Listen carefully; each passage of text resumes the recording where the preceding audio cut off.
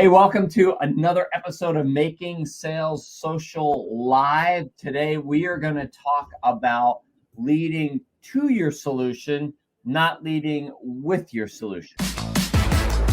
Welcome to Making Sales Social Live, as we share LinkedIn and social selling training, strategies, and tips that will have an immediate impact on your business. Join Bill McCormick, Brynne Tillman, and me, Bob Woods, every week. Making Sales Social Live. This is the recorded version of our weekly Making Sales Social Live show. You know, this is something that was inspired years ago in the Challenger sale, where as salespeople, we tend to want to share all this stuff that we want them to know, not necessarily what they want to consume. And what happens is we come across as pitching so early, and instead of becoming the magnet, the thought leader, the subject matter expert that people want to engage with, you repel people, right? You're pushing them away because everything we're doing is talking about our solution, and they don't care about that. They don't care about how many years you're in business. They don't care about the major differentiator of your product, right? What do they care about? They care about the value that you bring to the table and how you can help them solve their problems, solve their challenges. Yeah. And so when we lead with our solution, it's a pitch. When we lead to our solution, it's like dropping little breadcrumbs along the way that attracts them to us. And eventually, when we provide the right value and the right conversation, the sale will come when the time is right. Right. The leading to your solution, dropping those breadcrumbs, that's like the GPS. It's telling them where to go and it's directing them. And so what happens is salespeople, we're kind of trained, and unfortunately, we're taught this sales process, right, by the bosses and by the higher ups. We've got this sales process and it's tried and true, they'll tell you. And if you follow it, it will lead to a sale. Well, the problem with that is your buyers have a buying process, and oftentimes the two of them butt heads. They're not congruent. So when we lead with our solution, what I like to say is we sound like the adults in a Charlie Brown cartoon. You know, wah, wah, wah, wah, wah, wah, because people just don't hear you. Why? Because everybody says the same thing. Everybody says they have the best solution. Everybody says they have the top customer service. Everybody's able to say those things. World class. Yeah, exactly. So what does that mean? Okay, the world can be in a pretty crappy place sometimes. So maybe I don't want world class. So we need to drop those breadcrumbs, as Brynne said, and we need to lead to the solution to get them to stop and go, yes, that's what I'm looking for. Because listen, they don't buy products and services, they buy outcomes. Right. And those waypoints and those breadcrumbs, I should say, need to be tasty breadcrumbs too. So that's definitely part of the process going through. And that's something that we talk about when it comes to potentially not only giving them insight, but making your potential buyers think a little differently about their problem so that it actually leads to your solution, because you want to lead to your solution, not with your solution. Otherwise you're wah, wah, wah, wah, wah. Talk practical, like how do we do this? Like on LinkedIn, what is it that we have to do so we make sure that we're leading to our solution and not with our solution? So I love it. I think the very first thing we have to do is make sure that our profile is converted from a resume to a resource, or from a landing page, sales page, right, to a resource. And, you know, Bob alluded to this. I'm going to kind of go through kind of those 5 elements that our profile and our content, so we need to talk about both, need to do. The first thing it needs to do is resonate with our targeted audience, our buyer, right? They need to land at our profile and go, they're talking my language. They're speaking to me. The next thing it has to do is create curiosity. If we can't get them to lean in, they're gone. They're out of there. So how do we create curiosity? It's all in kind of sharing the results that they can get or they should expect, right? There are some things that they should start thinking about. And also, resonate and curiosity can live in the first line or two of your about section that can focus on the challenge that your buyer is facing, right? And all of a sudden they go, oh my gosh, They get me. That's what I'm going through, right? And that gets them to lean in. The third piece is teach them something new. So if we can't teach them something new, if they're there, and even if they go, those are good points, but I knew them, why would they want to talk to you? So they have to have these aha moments that lead to what Bob said, which I think is the most important piece, which is what you taught them needs to get them thinking differently about the way they're doing things today, about their current situation. That's what gets them to number 5, which is the compelling moment. And on a profile, a compelling moment could be they accept your connection request or ask you to connect, or they schedule a call with you, right? If your profile is positioned well. Bob, do you want to add anything to that?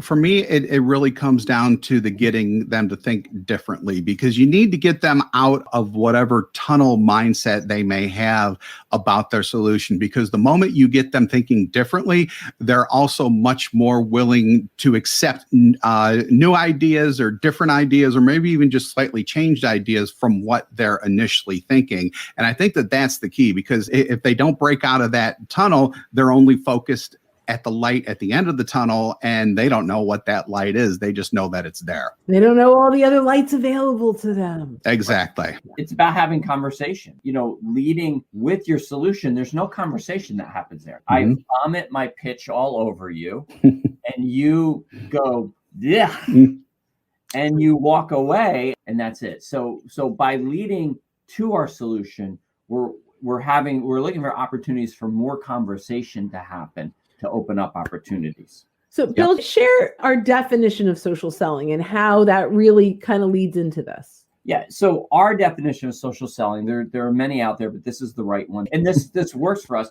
Is social selling is about building relationships, providing real value, and being a resource, understanding that the sales will come when the time is right.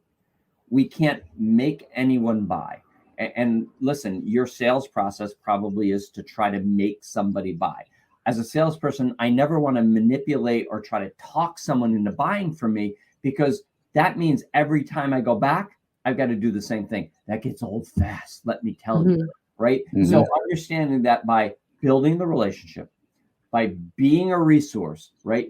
Building credibility and providing real value, then eventually the sale will come. We have clients that contact us 4 months, 6 months, 8 months, a year, 2 years later to say, hey, we weren't ready then, we're ready now. And they don't go to anyone else, because we've been a resource, we've built the relationships, and we provided real value. So that's really important in terms of leading to your solution, because if you do those things, it will lead to your solution. And then if you lead with your solution, you're just like everyone out there, and you immediately go out of their minds. You get lost in the big mush of the pitch. But what you said, Bill, really resonates. And this is actually the second time today that this has come up. We had a conversation with Amy Franco earlier around this area of building relationships and making sure that it just isn't about friendship, right? It's about bringing credibility to the space. And so that's where I think, and maybe we need to update our definition slightly, but it's building relationships, being a resource, bringing value. The resource and bringing value is what adds to credibility. Right. You could pitch all day. I could tell you all day long how amazing our stuff is, and you're not going to believe it. But if I can actually provide value where, the listener, the reader goes, oh my gosh, I never thought of it that way, or that's a great perspective, right? And they're thinking differently. I'm creating credibility because they test drove me, right? They test drove us. And so, one of the things that we talk a lot about is stop telling people how you can help them and actually help them. And that credibility piece is so important. Back 3 years ago, right around this time, I had a banking client that was looking for LinkedIn training for their team. And I had no idea how to do it. But being a good salesperson, when they asked if I could do it, I said, sure, yeah, I can do it. And I reached out, and Brynne and I connected because Brynne had credibility. Like, I remember I put in an engagement group, can somebody help me with this? And I remember when Brynne replied back, I said to my wife, oh my God, Brynne Tillman is going to get on a call with me, because she had so much credibility. I didn't talk to anyone else. And as you can see, it worked It out. worked out in my. The rest is history. But this is the important part of credibility. No, you may not get the sale right away. And if you vomit all over someone in your sales pitch, maybe you'll get a sale, but you're going to have to vomit over people a lot. But you may not get the sale right away. But in the long term, by building credibility, you become the go-to guy, the go-to gal in your sphere of influence, in your industry, that people don't shop around. All right. Mm-hmm. They go to you. You're the guy, you're the girl. And that's what's so important. And that's what leading to your solution can do for you. What are some other ways on LinkedIn that we can lead to our solution besides our profile? Content is a big one, right? So making sure that the content that we put out to our network is attracting the right people and getting that credibility because we've brought value into their world. And there are really 3 audiences of content, right? There's one to many. So we're doing Making Sales Social live right now, right? So this is one to masses. Anyone can join. Many people will now and in replay and on the podcast where you might be listening to this right now. And that's the masses, right? So we're not focusing in specifically, although we're talking to sales and marketing professionals, we haven't really kind of honed in on this is only going out to those people. The second one is one to few, right? And so this might be, we've created this piece of content specifically for sales and marketing professionals. And now I maybe create a template that I now look up all of my sales and marketing professionals on LinkedIn, and I send them a semi-tailored template that, as a sales leader, I thought you might find some value. That's one to few. I've really narrowed down by persona. Sometimes it could be by company, right? Maybe you found a press release that's so amazing about their company and you send it to 25 or 30 people inside of an organization that you're prospecting, so it's specific to their company, but it's still one to few. Then there's one to one. And that's where I take this podcast and I find people that I think will really get value from it. And I say something like, Amy, as a sales leader that works a lot with CEOs and growing companies, I thought you might get some value from this podcast. Listen to minute 243, where we talk about this. I really think it might resonate with you. And then that's one to one. And that's really where the conversations start. Now, one to many, you get engagement and you can bring that in to a one-on-one conversations. There's lots of ways to do it. But in each of those times, if we are sharing the right content that leads to our solution, right, we're bringing value and we're getting hands raised. We're getting compelling moments, responses, comments, reactions, all that fun stuff. And we're building credibility right along the way. We're building credibility with the masses, right? So that's thought leadership. That's being seen as a thought leader. When we go to the few, so that's within maybe an ideal client profile sector or an industry sector, you're building credibility there.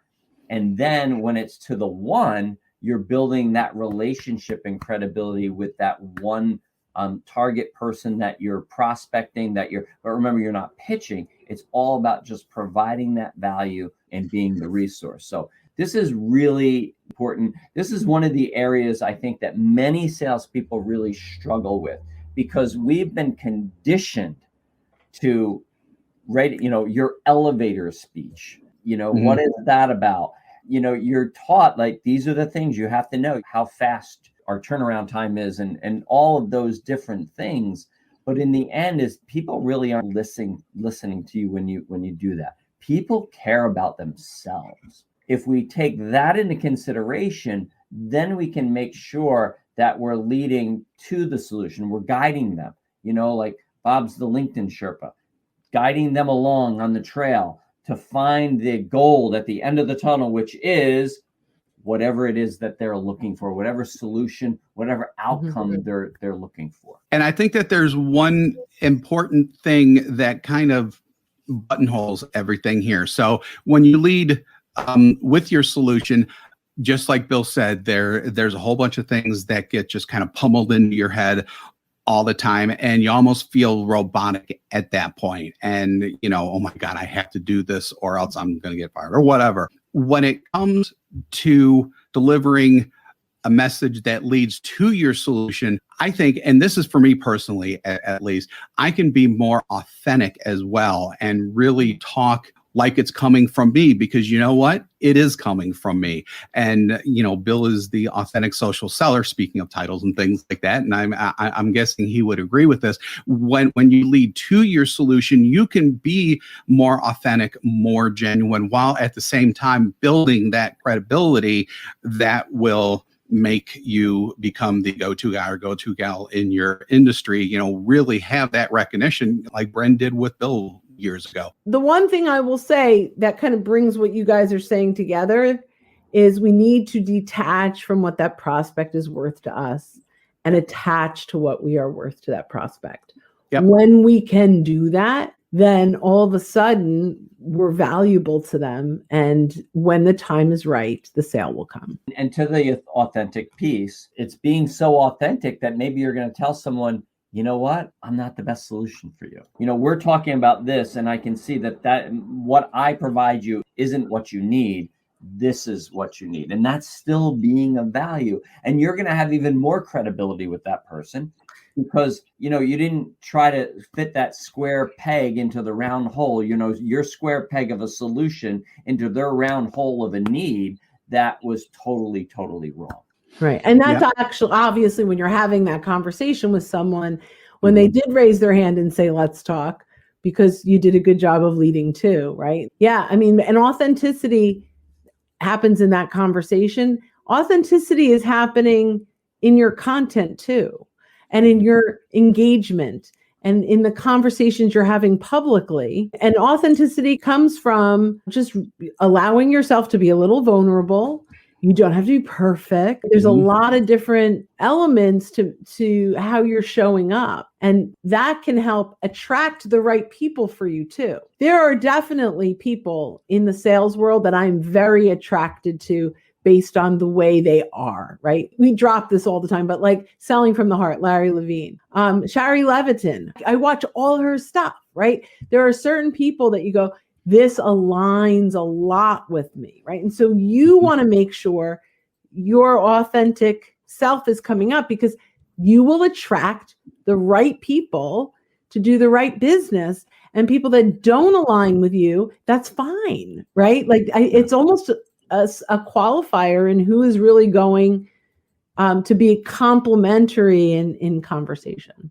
All right. So this was a great discussion. So remember, you don't want to lead with your solution. You're going to sound like everyone else. You're going to vomit all over people. It's not going to be good, dirty, messy. You want to lead to your solution. Think of it as dropping hints, as the GPS that's going to lead the way to tell them which way to go, what way to turn, make a legal U-turn now, to lead to find your solution. So thanks for watching this episode of Making Sales Social Live. We'll see you next time. Bye-bye, everyone. Don't miss an episode. Visit socialsaleslink.com/podcast. Leave a review down below. Tell us what you think, what you learned, and what you want to hear from us next.